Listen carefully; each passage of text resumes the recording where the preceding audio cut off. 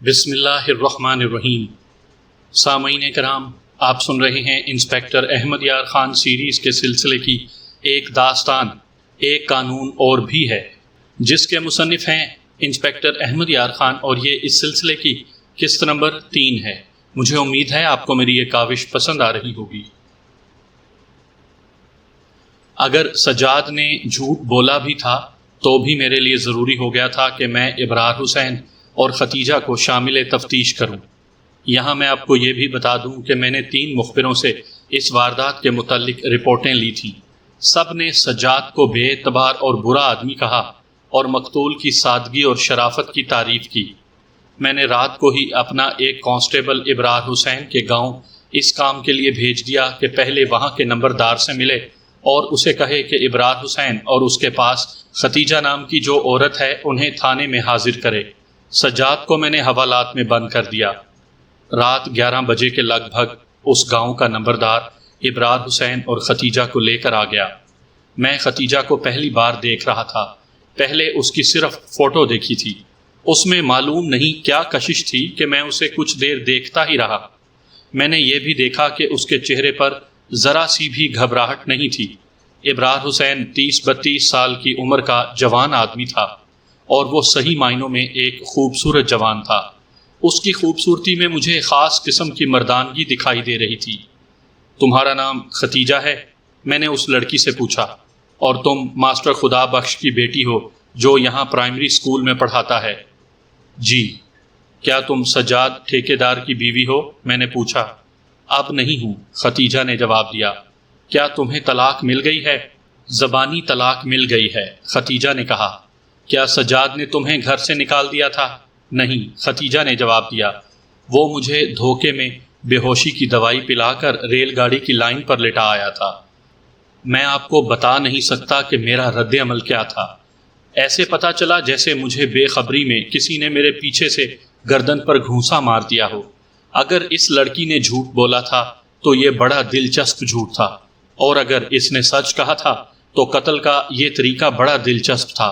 کچھ دیر تک مجھ پر خاموشی طاری رہی۔ ابرار حسین اور نمبردار ختیجہ کے دائیں بائیں کھڑے تھے۔ ابرار حسین، میں نے کہا، شکل و صورت سے تم عقل والے آدمی معلوم ہوتے ہو۔ اس لڑکی کو سمجھاؤ کہ یہ تھانہ ہے اور میں تھانے دار ہوں۔ یہاں جو بھی بات کرے سوچ سنبھل کر کرے۔ مجھے معلوم ہے جی کہ یہ تھانہ ہے، ختیجہ نے بڑی دلیری سے کہا۔ میں اس لیے کھل کر بات کر رہی ہوں، جو مجھ پر بیتی ہے اللہ اس سے میرے دشمن کو بھی بچائے۔ مجھے معلوم ہے میرے خامن نے یہ مشہور کر دیا ہے کہ میں اپنے کسی یار کے ساتھ گھر سے بھاگ گئی ہوں۔ اگر میں گھر سے بھاگتی تو اس شخص کا کھانا خراب کر کے گھر سے نکلتی، اور کچھ نہیں تو اپنا زیور تو ضرور ساتھ لے جاتی۔ جناب اعلیٰ، ابرار حسین نے کہا، یہ جو کچھ کہتی ہے بالکل ٹھیک کہتی ہے۔ اگر اس لڑکی کا کوئی جرم ہے تو آپ مجھے گرفتار کر لیں، لیکن میری یہ عرض مان لیں کہ اسے اور مجھے بولنے کا پورا موقع دیں۔ فکر نہ کرو ابرار حسین، میں نے کہا، میں جو کارروائی بھی کروں گا قانون کے دائرے میں رہ کر کروں گا۔ میں نے تم دونوں کو کسی اور سلسلے میں بلایا ہے۔ میں نے ان سے باقاعدہ پوچھ گچھ شروع نہیں کی تھی، نہ ہی یہ تفتیش کا طریقہ تھا کہ اکٹھے 3 آدمیوں کو سامنے کھڑا کر کے میں سوال و جواب شروع کر دیتا۔ ابرار حسین اور نمبردار کو میں نے باہر بیٹھنے کو کہا اور ختیجہ کو اپنے پاس بٹھا لیا۔ دیکھو ختیجہ، میں نے کہا، یہاں جو بھی بات کرو یہ سوچ کر کرو کہ یہ تھانہ ہے اور یہاں تمہارا ایک ایک لفظ لکھا جائے گا۔ ایک آدمی قتل ہو گیا ہے۔ مجھے معلوم ہے کہ میرے خاوند کا چھوٹا بھائی قتل ہو گیا ہے، ختیجہ نے کہا۔ میں کچھ بھی نہیں چھپاؤں گی۔ مجھے ابرار حسین نے راستے میں کہا تھا کہ تھانے دار صاحب نے اگر موقع دیا تو انہیں ساری بات سنا دینا۔ میں نے یہ سوچا کہ پہلے میں اسے بولنے کا موقع دوں اور دیکھوں کہ یہ کیا کہتی ہے اور اس میں جھوٹ کتنا اور سچ کتنا ہے۔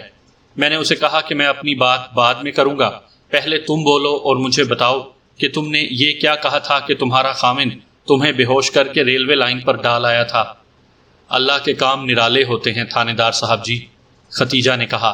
میرا باپ غریب آدمی ہے، اس نے پیسے کے لالچ میں آ کر میری شادی اس آدمی کے ساتھ کر دی جو پہلی بیوی کو طلاق دے چکا تھا اور دوسری بیوی کو اس نے زہر دے کر مارا تھا۔ 5-6 مہینے یہ شخص میرے ساتھ ٹھیک ٹھاک رہا، لیکن میرے لیے یہ آدمی ٹھیک نہیں تھا۔ اس میں صرف ایک بھی خوبی ہوتی تو میں اسی کے پیچھے اسے دل سے قبول کر لیتی۔ مجھے یہ گڑیا بنا کر رکھنا چاہتا تھا اور کہتا تھا کہ محلے اور برادری کے لوگوں کے ساتھ اس طرح بات کیا کروں جیسے ہم بادشاہ ہیں اور وہ سب ہمارے غلام۔ یہ مجھے شہر لے گیا اور وہاں طرح طرح کے آدمیوں کے سامنے میری نمائش کرتا رہا۔ مجھے کہتا تھا کہ یہ شہر میں کوٹھی بنائے گا اور مجھے اس میں ملکہ بنا کر رکھے گا۔ اس نے مجھے یہ بھی کہا کہ میں افسروں کے ساتھ اٹھا بیٹھا کروں۔ میں نے اسے صاف کہہ دیا کہ میں جس طرح اپنے ماں باپ کے گھر میں تھی اسی طرح اس گھر میں رہوں گی اور میں افسروں سے ملنے والی دیسی میم نہیں ہوں۔ اس نے مجھے یہ الفاظ کئی بار کہے کہ تم اب غریب ماں باپ کی بیٹی نہیں، ایک امیر آدمی کی بیگم ہو۔ میں اپنی اصلیت کو نہیں بھولنا چاہتی تھی۔ ایک رات میرے خامن نے مجھے شراب پینے کو کہا۔ مجھے معلوم ہو گیا تھا کہ یہ شراب پیتا ہے، لیکن باہر کہیں پیتا تھا۔ اس رات اس نے بوتل اور گلاس میرے آگے رکھ دیے اور ضد کرنے لگا کہ میں پیوں۔ میں نے اسے کہا کہ میں اپنا ایمان برباد نہیں کروں گی۔ اس کے چال چلن کا مجھے مزید پتہ چلا۔ یہ طوائفوں کے پاس جاتا تھا۔ شہر کا کوئی آدمی اس کو اچھا نہیں سمجھتا تھا۔ اس کی دوستی نو عمر سے 2 خوبصورت لڑکوں کے ساتھ ہے۔ انہیں یہ خوب کھلاتا پلاتا ہے۔ میرے ساتھ اس کا لڑائی جھگڑا شروع ہو گیا۔ یہ کچے دل کا آدمی ہے، اندر سے کھوکھلا ہے۔ میرے دل میں اس کے خلاف حقارت پیدا ہو گئی۔ اس نے کئی بار کہا کہ بچہ ہونا چاہیے۔ میں نے اسے ایک روز صاف کہہ دیا کہ تم بچہ پیدا کرنے کے قابل ہی نہیں ہو۔ ایک روز پھر اس کے ساتھ میری لڑائی ہو گئی۔ اس نے مجھے طلاق کی دھمکی بھی دی اور بیہودہ بکواس کی۔ میں نے اسے کہا کہ میں اس گھر سے نہیں نکلوں گی اور اسے بدنام کر دوں گی۔ مجھے محلے کی عورتوں نے بتایا تھا کہ اس کی پہلی بیویاں اس کے آگے دبی دبی رہتی تھیں اور یہ شیر ہو جاتا تھا، میں خدا کی ذات اور اپنے ماں باپ اور بھائی کے سوا کسی کے آگے دبنے والی نہیں۔ میری نیت صاف تھی۔ میں نے ایسی حرکت کبھی نہیں کی تھی کہ مجھے شرمسار ہونا پڑتا۔ میں نے گھر میں ایسا رویہ اختیار کر لیا کہ اس شخص کو اپنے پاؤں کے نیچے رکھ لیا۔ اس آدمی کے پاس روپے پیسے کے سوا کچھ بھی نہیں تھا جس سے وہ کسی کو اپنا درد مند بنا سکے۔ یہ ریت کا ٹیلا ہے۔ میں نے اسے ڈانٹنا جھاڑنا شروع کر دیا۔ میں نے اسے روک دیا اور ایک سوال پوچھا۔ ختیجہ نے ایسا جواب دیا کہ میری ہنسی نکل گئی اور میرے منہ سے کچھ الفاظ اس کی تعریف میں بھی نکل گئے۔ اس کا اثر یہ ہوا کہ وہ اور زیادہ بے تکلفی سے بولنے لگی۔ میں آپ کو ایک بات بتاتی ہوں، اس نے کہا، لیکن مجھ پر کوئی شک نہ کرنا، خدا کی قسم میں ایسی نہیں۔ ایک رات کا واقعہ ہے، میں نے اسے بہت پریشان کیا۔ پہلے تو اس نے میری منت سماجت کی، پھر خاوندوں والے روب میں آ گیا۔ میں نے اسے کہا کہ میں طوائف نہیں ہوں اور میری ضرورت صرف پیسہ نہیں، تم میری فطرت کی کوئی ضرورت پوری نہیں کر سکتے۔ وہ غصے میں آ گیا۔ میں اسے آپ کہا کرتی تھی۔ 5-6 مہینوں سے میں اسے تم کہہ کر بات کرتی تھی۔ اس رات یہ میرے ساتھ گرما گرمی کرنے لگا تو میں نے اسے کہا، میں آج پہلی بار تمہیں صاف بتا رہی ہوں کہ 2 آدمیوں کے ساتھ میری درِ پردہ دوستی ہے۔ اگر میرے ساتھ 3-5 کرو گے تو میں ان دونوں سے کہہ کر تمہارا حلیہ بگاڑ دوں گی۔ میرے خاوند نے بڑی زور سے کہا، تم مجھے قتل کراؤ گی؟ میں نے بڑے آرام سے کہا، نہ جی، قتل کیوں کراؤں گی، تمہاری صرف کلف اتروا دوں گی۔ ہفتے میں ایک بار تمہیں پھینٹی لگے گی اور تمہیں پتہ ہی نہیں چلے گا کہ پھینٹی لگانے والا کون ہے۔ مجھے ڈر تھا کہ یہ آخر میرا خاوند ہے، میرے منہ پر تھپڑ جڑ دے گا اور مجھے طلاق کی دھمکی دے گا، لیکن اس کی حالت ایسی ہو گئی جیسے مر گیا ہو۔ میری کسی سے بھی دوستی نہیں تھی۔ ختیجہ ہنسنے لگی اور کچھ دیر ہنستی ہی رہی۔ وہ شاید بھول گئی تھی کہ وہ تھانے میں بیٹھی ہے اور تھانے دار کو بیان دے رہی ہے۔ اس وقت تک مجھے بہت تجربہ حاصل ہو چکا تھا۔ میں انسانوں کے چہرے پہچاننے اور باتیں کرنے کے انداز کو سمجھنے لگا تھا۔ ختیجہ کا جو انداز تھا یہ مجرمانہ انداز نہیں تھا۔ ایسی عورت شاذ و نادر ہی جھوٹ بولا کرتی ہے۔ وہ مجھے بیان اس طرح دے رہی تھی جیسے اپنی سہیلی کو اپنی آپ بیتی سنا رہی ہو۔ اس کی بے تکلفی کی وجہ یہ بھی تھی کہ میں اسے داد دیتا چلا جا رہا تھا اور میں ہنس بھی رہا تھا۔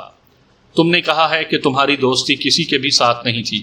میں نے کہا، پھر ابرار کے ساتھ دوستی کس طرح ہو گئی؟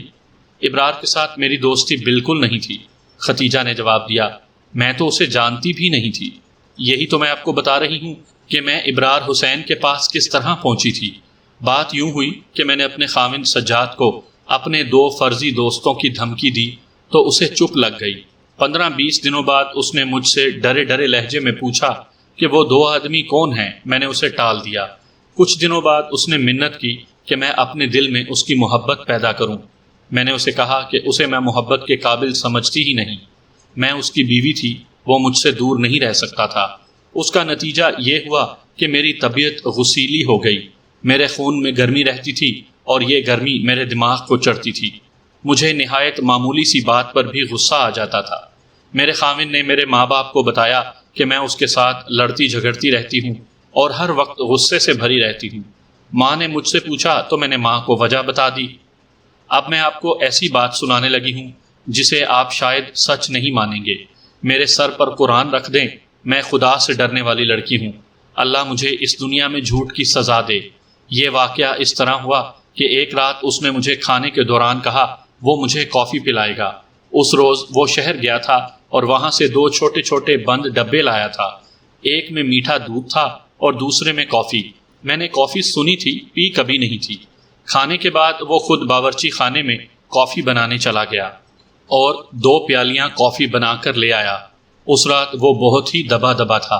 اس نے ایک پیالی میرے ہاتھ میں دی۔ میں نے کافی چکھی تو اچھی لگی، اس میں ذرا سی کڑواہٹ تھی۔ میں نے اسے بتایا تو وہ دوڑ کر میٹھے دودھ کا ڈبہ اٹھا لایا۔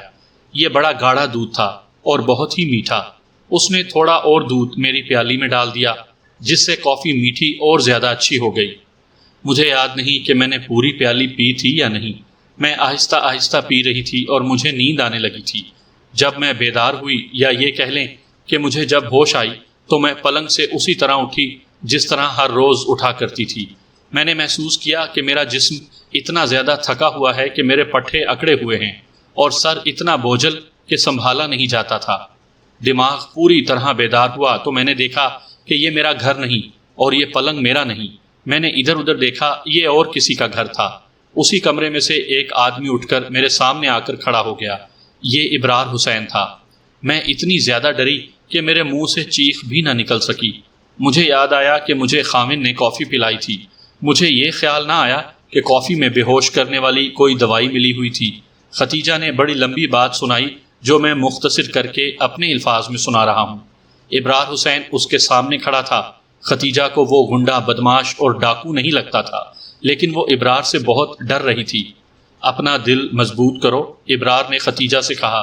تم میرے گھر میں ہو جہاں تم ہر طرح سے محفوظ ہو۔ جہاں کہو گی وہیں پہنچا دوں گا۔ مجھے یہ بتاؤ کہ تم کون ہو اور کہاں کی رہنے والی ہو۔ گھبراؤ نہیں، خدا نے تمہیں بچا لیا ہے۔ پہلے میں تمہارے لیے دودھ منگوا لوں، بے فکر رہو۔ ابرار نے باہر جا کر کسی کو آواز دی اور کچھ دیر بعد کمرے میں آیا۔ اس کے ہاتھ میں چینی کا بڑے سائز کا پیالہ تھا، جو اس نے ختیجہ کو دے کر کہا کہ دودھ ہے۔ ختیجہ نے دودھ پی لیا اور اس کے جسم اور دماغ میں جان آنے لگی۔ اس دوران ابرار حسین اس کے ساتھ تسلی دلاسے اور حوصلہ افزائی کی باتیں کرتا رہا۔ ختیجہ کا خوف تو کم ہو گیا، لیکن پریشانی کم نہ ہوئی۔ یہ تو میں بتا دوں گی کہ میں کون ہوں، ختیجہ نے دودھ پی کر کہا۔ مجھے یہ بتا دو کہ میں کہاں ہوں اور یہاں کس طرح آئی ہوں۔ تم شاید شہر یا قصبے کی رہنے والی ہو، ابرار حسین نے اسے بتایا۔ رات کو تم ریلوے لائن سے اٹھ رہی تھی۔ 2 آدمی ریلوے لائن کے ساتھ ساتھ جا رہے تھے۔ اس وقت پورا چاند چمک رہا تھا۔ انہوں نے دیکھا کہ ریلوے لائن پر کوئی لیٹا ہوا ہے۔ وہ آدمی آگے آئے تو تم اٹھنے کی کوشش کر رہی تھی۔ انہوں نے تم سے پوچھا کہ یہاں کیوں لیٹی ہو۔ تم نے ایسی آواز میں کہا کہ مجھے نیند آ رہی ہے، جیسے تم نیند میں بول رہی تھی۔ انہوں نے تمہیں اٹھایا اور تم آہستہ آہستہ ان کے ساتھ چل پڑی۔ وہ تم سے پوچھتے تھے کہ تم کہاں کی رہنے والی ہو اور لائن پر کیوں لیٹی ہوئی تھی۔ تم خواب میں بڑبڑانے کے لہجے میں کچھ نہ کچھ جواب دیتی تھی۔ تھوڑی دیر بعد چلنے کے بعد ان آدمیوں نے دیکھا کہ تم اچھی طرح نہیں چل سکتی، تو ایک نے تمہیں اپنی پیٹھ پر اٹھا لیا، پھر دونوں باری باری تمہیں اٹھا کر میرے پاس لے آئے۔ یہ گاؤں شہر سے 4-4.25 میل دور ہے۔ تم خوش قسمت ہو کہ یہ دونوں میرے آدمی تھے اور تمہیں میرے ہاں لے آئے ہیں۔ تم آدھی رات کے وقت کی یہاں ہو اور اب دن کا تیسرا پہر گزر رہا ہے۔ اپنا آپ اچھی طرح دیکھ لو، تمہیں پتہ چل جائے گا کہ تمہارے ساتھ کوئی زیادتی، کوئی بدتمیزی ہوئی ہے یا نہیں۔ تم امانت ہو۔ اب بتاؤ کہ تم کون ہو؟ مسلمان ہو؟ کیا تم خودکشی کے لیے لائن پر لیٹی ہوئی تھی؟ تم نے شاید کوئی زہریلی چیز کھائی تھی۔ ختیجہ نے اسے بتایا کہ وہ مسلمان ہے اور اس نے خودکشی کا ارادہ نہیں کیا تھا، اس نے ابرار کو پوری تفصیل سے بتایا کہ وہ کون ہے، کس کی بیٹی اور کس کی بیوی ہے، اور اس کا خاوند کیسا آدمی ہے۔ اس نے خاوند کے ساتھ اپنے تعلقات اور لڑائی جھگڑے بھی بتائے، اور آخر میں بتایا کہ اس کے خاوند نے اسے کافی پلائی تھی۔ ابرار کو معلوم نہیں تھا کہ کافی کیا ہوتی ہے۔ اس وقت دیہات میں چائے کا رواج تھا، وہ بھی زیادہ نہیں تھا۔ کافی کے نام سے بھی لوگ واقف نہیں تھے۔ اگر میری عقل کام کرتی ہے، ابرار حسین نے کہا، تو میں کہوں گا کہ خاوند نے تمہیں قتل کرنے کا یہ طریقہ اختیار کیا ہے کہ کافی میں کوئی بے ہوش کرنے والی چیز ڈال کر تمہیں بے ہوش کیا اور لائن پر لٹایا تاکہ تمہارے اوپر سے گاڑی گزر جائے۔ خدا کو ابھی تمہارا زندہ رہنا منظور تھا۔ ابرار حسین نے کوئی بڑی گہری بات نہیں کی تھی۔ ختیجہ نے اسے سنایا تھا کہ اس نے اپنے خاوند کو کس طرح تنگ اور پریشان کیا تھا۔ ختیجہ نے بھی یہی کہا کہ خاوند نے اسے قتل کرنا چاہا تھا۔ ابرار حسین نے اس سے پوچھا کہ وہ اپنے خاوند کے پاس جانا چاہتی ہے۔ ختیجہ ابھی اچھی طرح سوچ نہیں سکتی تھی۔ کہنے لگی کہ اس کا سر دکھ رہا ہے، وہ سوچتی ہے تو سر پھٹنے لگتا ہے۔ دل سے یہ غم اور اندیشہ نکال دو کہ یہاں تمہارے ساتھ کوئی دھوکہ ہوگا۔ ابرار حسین نے اسے کہا، یہاں رہو، باہر آؤ، صحن میں گھومو پھرو، جب سوچنے کے قابل ہو جاؤ گی تو مجھے بتانا کہ کہاں جانا چاہتی ہو، میں اپنی گھوڑی پر بٹھا کر تمہیں وہاں چھوڑ آؤں گا۔ ختیجہ کو پھر غنودگی آنے لگی اور وہ لیٹ گئی۔ فوراً ہی اس کی آنکھ لگ گئی۔ رات بہت دیر سے اس کی آنکھ کھلی۔ کمرے میں لالٹین جل رہی تھی اور لالٹین کے پاس ایک ادھیڑ عمر عورت چارپائی پر بیٹھی اونگ رہی تھی۔ ختیجہ اٹھ بیٹھی۔ یہ عورت دوڑتی اس کے پاس آئی۔ یہ ابرار حسین کی نوکرانی تھی۔ ختیجہ نے اس سے بہت سی باتیں پوچھیں، ابرار کے متعلق بھی پوچھا۔ نوکرانی نے اسے بتایا کہ ابرار حسین کوئی ڈاکو یا راہزن نہیں، بڑا امیر زمیندار ہے۔ اس کے ماں باپ مر چکے ہیں۔ اس کی ایک بڑی بہن ہے جو خاوند اور بچوں والی ہے۔ اس کے سسرال تھوڑی دور ایک گاؤں میں ہیں۔ ابرار اکیلا ہے، اس کا کوئی بھائی نہیں۔ سارا گاؤں اس کی عزت کرتا ہے اور گاؤں کے لوگ اس سے ڈرتے بھی ہیں۔ اس کے بیوی بچے ہوں گے؟ ختیجہ نے پوچھا۔ نہیں، نوکرانی نے جواب دیا، اس نے شادی نہیں کی۔ گاؤں میں ایک سے ایک رشتہ موجود ہے۔ بڑے بڑے جاگیرداروں نے اسے اپنی بیٹیوں کے رشتے پیش کیے تھے، لیکن یہ کہتا ہے کہ جو لڑکی میرے دل کو اچھی لگے گی اسی کے ساتھ شادی کروں گا۔ ابرار حسین بڑا خوبصورت جوان تھا، ہنسمکھ اور ہر دل عزیز بھی تھا۔ نوکرانی نے ختیجہ کو اس سے زیادہ کچھ نہ بتایا۔ وہ باہر چلی گئی اور ختیجہ کے لیے کھانا لے آئی۔ ختیجہ نے کھانا کھا کر نوکرانی سے کہا کہ ابرار کو بلا دے۔ نوکرانی نے اسے بتایا کہ وہ یہ کہہ کر سو گیا تھا کہ وہ سو جائے تو اسے کوئی نہ جگائے۔ ختیجہ کے سر میں جو گرانی اور دکھن تھی وہ تقریباً ختم ہو گئی تھی۔ اسے اب نیند بھی نہیں آ رہی تھی۔ اس نے نوکرانی سے کہا کہ وہ اس کے پاس بیٹھ کر باتیں کرے۔ نوکرانی نے کہا کہ اسے نیند آ رہی ہے۔ اس نے ختیجہ سے یہ بھی کہا، مجھے تم پر پہرا دینے کے لیے اس کمرے میں نہیں بھیجا گیا، میں نوکرانی ہوں، میری ضرورت پڑے تو جگا لینا۔ ختیجہ باقی رات سو نہ سکی۔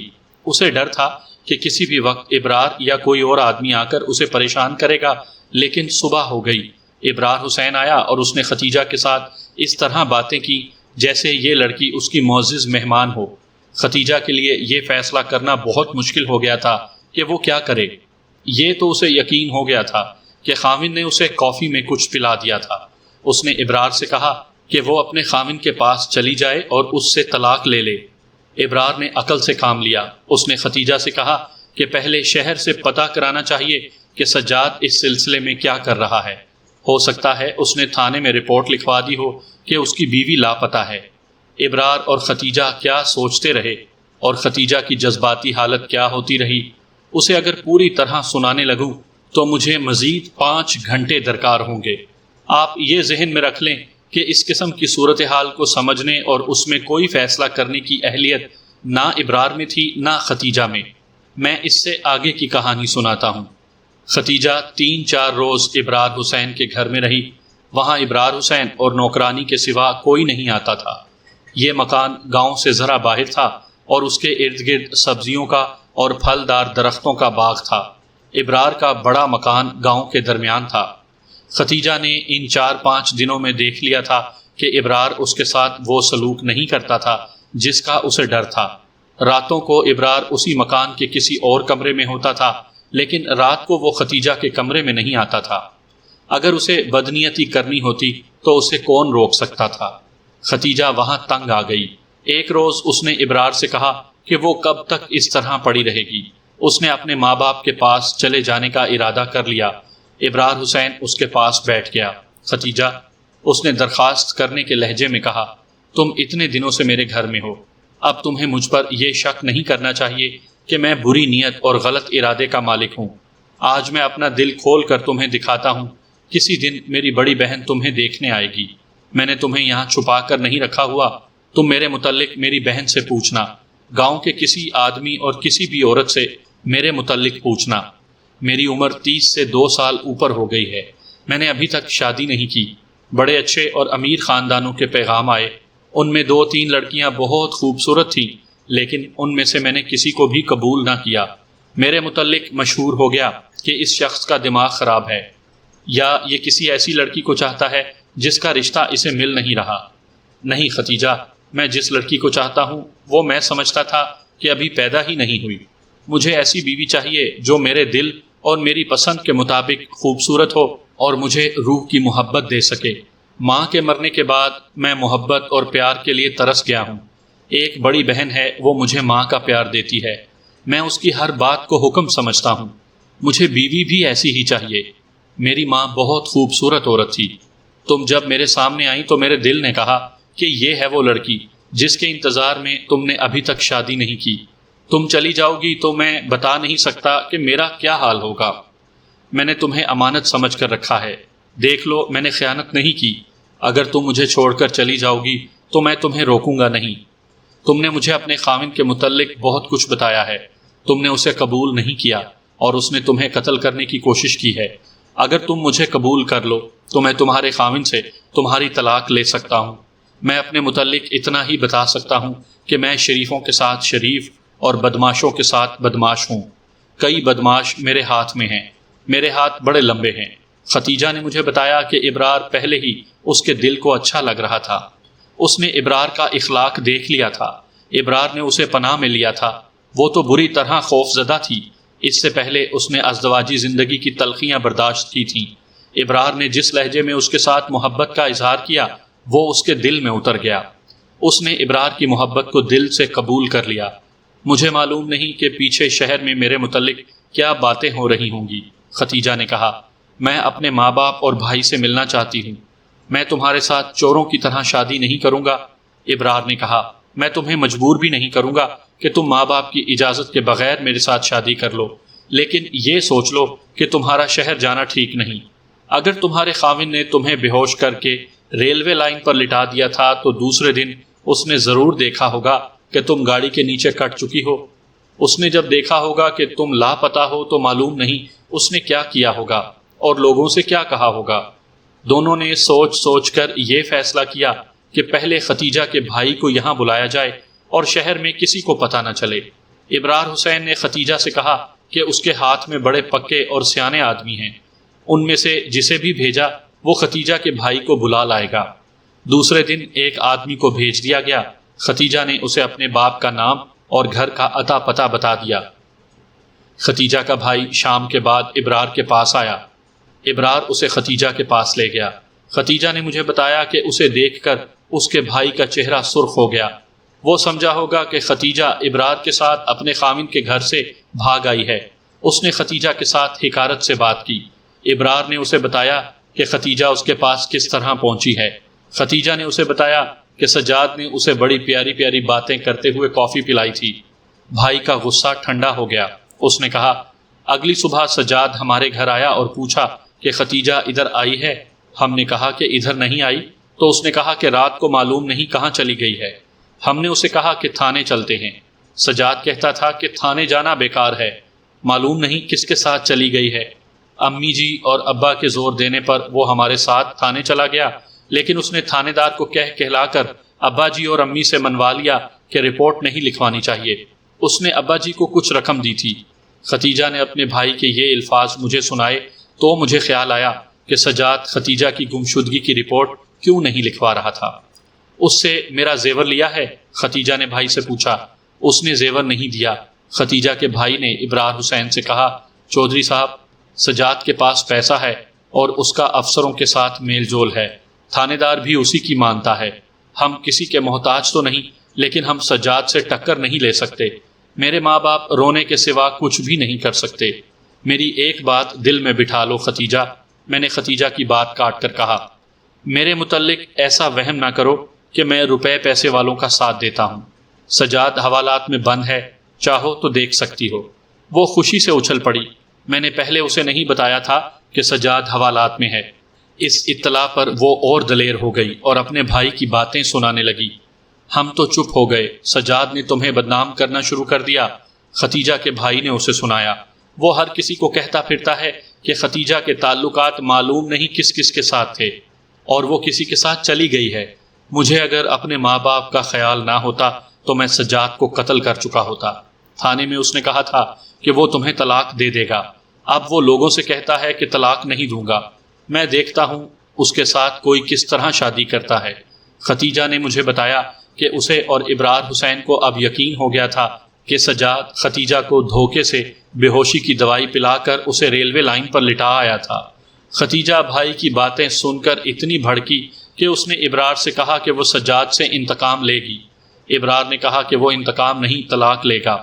ابرار حسین نے ختیجہ کے بھائی کی خوب خاطر تواضع کی اور ختیجہ کی موجودگی میں کہا کہ وہ ختیجہ کے ساتھ شادی کرے گا، لیکن ختیجہ کے ماں باپ کی اجازت لے کر۔ اس نے ختیجہ کے بھائی سے یہ بھی کہا کہ وہ اپنے ماں باپ کو یہاں بھیجے تاکہ ان کا غم ختم ہو۔ ختیجہ نے بھائی کو پوری طرح مطمئن کر کے بھیجا۔ اگلے روز شام کے بعد ختیجہ کی ماں اور اس کا باپ ابرار حسین کے ہاں آئے۔ اپنے بیٹے سے وہ سب کچھ سن آئے تھے۔ بیٹا ان کے ساتھ آیا تھا۔ ابرار اور ختیجہ نے انہیں ایک بار پھر سنایا کہ اصل واقعہ کیا ہوا ہے۔ ماں باپ بہت روئے۔ وہ پچھتا رہے تھے کہ انہوں نے اپنی بیٹی کا رشتہ سجاد کو دے دیا تھا۔ باپ نے بتایا کہ سجاد نے اسے دھمکی دی تھی کہ اس نے ختیجہ کو ڈھونڈنے کی کوشش کی یا وہ تھانے گیا تو اس کا انجام بہت برا ہوگا۔ یہاں میں اس قصے کو ذرا اور مختصر کر دیتا ہوں۔ ختیجہ کے ماں باپ بہت بری حالت میں تھے۔ وہ سجاد سے ڈرتے تھے اور ختیجہ کے لاپتہ ہونے سے ان کی رسوائی اتنی ہوئی تھی کہ انہوں نے لوگوں سے ملنا ملانا چھوڑ دیا تھا۔ باپ تو غم سے نڈھال تھا۔ برادری میں اچھے لوگ بھی تھے۔ وہ کہتے تھے کہ سجاد نے ختیجہ کو خود غائب کیا ہے اور ختیجہ کا باپ ڈپٹی کمشنر کو درخواست دے کہ سجاد کو حکم دیا جائے کہ وہ ختیجہ کو حاضر کر دے۔ ختیجہ کا باپ اتنی ہمت والا آدمی نہیں تھا۔ میرا خیال ہے کہ وہ لالچی تھا۔ اس نے سجاد سے رقم لے کر بیٹی کا رشتہ دیا تھا اور رقم لے کر رضامند ہوا تھا کہ ختیجہ کی گمشدگی کی رپورٹ نہیں لکھوائے گا۔ ابرار حسین نے انہیں بھی کہا کہ وہ ختیجہ کے ساتھ شادی کرے گا۔ ختیجہ کے ماں باپ خوش تو ہوئے، لیکن انہوں نے مشکل یہ بیان کی کہ سجاد طلاق نہیں دے گا۔ چچا جان، آپ بالکل فکر نہ کریں، ابرار نے ختیجہ کے باپ سے کہا۔ مسئلہ صرف طلاق لینے کا نہیں، مسئلہ بلکہ خطرہ ایک اور بھی ہے۔ سجاد کو جب پتہ چلے گا کہ اپنی جس بیوی کو وہ بے ہوش کر کے ریلوے لائن پر لٹا آیا تھا وہ میرے پاس ہے، تو اسے اپنا جرم چھپانے اور ختیجہ کو رسوا کرنے کا بڑا اچھا موقع مل جائے گا۔ وہ تھانے میں رپورٹ لکھوائے گا کہ اس کی بیوی گھر سے رقم اور زیورات چوری کر کے بھاگ گئی ہے اور وہ فلاں آدمی کے گھر میں ہے۔ میں اس خطرے سے بچنے کا بھی بندوبست کر لوں گا۔ اگر میں نے ختیجہ کو آپ کے ساتھ بھیج دیا تو سجاد اسے پکڑوا دے گا اور آپ بھی پکڑے جائیں گے۔ آپ چپ رہیں، میرے لیے دعا کریں کہ خدا میری مدد کرے۔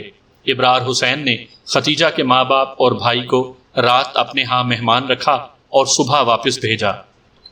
ختیجہ کے بیان پر کبھی مجھے شک بھی ہونے لگتا تھا، ابھی مجھے ابرار حسین کا بھی بیان لینا تھا۔ میں نے کہا ہے کہ ختیجہ کا انداز ایسا تھا کہ میں اس کے بیان کو سچ سمجھ رہا تھا، لیکن اس کی ہر بات سچ نہیں ہو سکتی تھی۔ یہ تو فلمی ڈرامہ معلوم ہوتا تھا۔ آگے چل کر مجھے شک ہونے لگا کہ یہ تو ہے ہی فلمی ڈرامہ۔ ختیجہ بولتے بولتے چپ ہو گئی۔ میرا خیال ہے اسے بولتے 2 گھنٹے گزر گئے تھے۔ میں ایک بات کہنا چاہتی ہوں، اس نے کہا۔ آپ مان لیں 2 واقعات ایسے ہیں جو ابرار حسین سے سنیں تو بہتر ہوگا۔ یہ میں بھی سنا سکتی ہوں، لیکن کچھ باتیں ایسی ہیں جو ابرار کو ہی معلوم ہیں۔ مجھے اس کی یہ بات ماننی نہیں چاہیے تھی۔ پوچھ گچھ کا یہ طریقہ صحیح نہیں ہوتا، لیکن میں نے فیصلہ کیا کہ باقی واقعات ابرار سے سنوں گا۔ اس کے بعد ختیجہ کو بلا کر یہی واقعات اس سے سنوں گا اور دیکھوں گا کہ دونوں کے بیانات میں کیا فرق ہے۔ میں نے ختیجہ کو باہر بھیج کر ابرار حسین کو بلایا۔ میں پہلے بتا چکا ہوں کہ ابرار حسین بڑا خوبصورت جوان تھا۔ میں نے اس سے پوچھا کہ ختیجہ اس کے پاس کس طرح پہنچی تھی۔ اس نے وہی بیان دیا جو ختیجہ دے چکی تھی۔ میں نے اس سے پوچھا کہ وہ 2 آدمی کون ہیں جو ختیجہ کو لائن پر سے اٹھا لائے تھے۔ اس نے دونوں آدمیوں کے نام بتا کر کہا کہ وہ انہیں تھانے میں حاضر کرے گا۔